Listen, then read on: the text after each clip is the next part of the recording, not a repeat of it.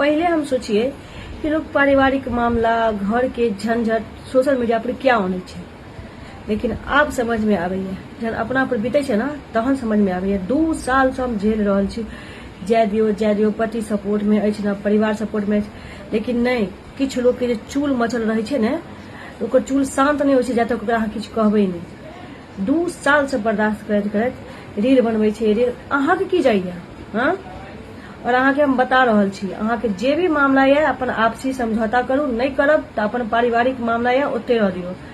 हमर वीडियो उठा उठा के जहाँ भोरे भोरे मैसेज करे छी ने अहाँ के सारा स्क्रीनशॉट है अहाँ भेज कर डिलीट कर दे छियै। सारा मैसेज के स्क्रीनशॉट है नंबर के साथ, बुझलिए। भैंसुर छी भैंसुर जना रहू, कियाकि अहाँ तो ओना सुनबै ने, अहाँ तो हमर रील देखै छियै फेक आईडी से फॉलो क के। अहाँ हम अत बता दै छी सुधर जाओ, नहीं तो अहाँ के सारा काला चिट्टा हमरा पास है। दिल्ली में की केने छलिए, अहाँ के बहिन साइकिल संगे की केलक सबटा पता है हमरा, लेकिन हम सोशल मीडिया पर नौटंकी नहीं करऽ चाहे छी। हम आज तक ई सब चीज नहीं केलहुँ, हम अपन खुशी से बनबै छी, हमर पैसा नहीं।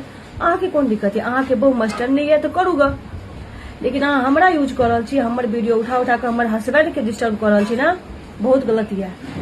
भैंसुर भाभो वाला संबंध है, मर्यादा में रहू, नहीं तो पता चल जाए कि औरत की कर सके छी। और रील हम बनावे छे ना तो रीले से हम अहाँ के बढ़िया से बुझा देब की कर सके छी, बुझलिए।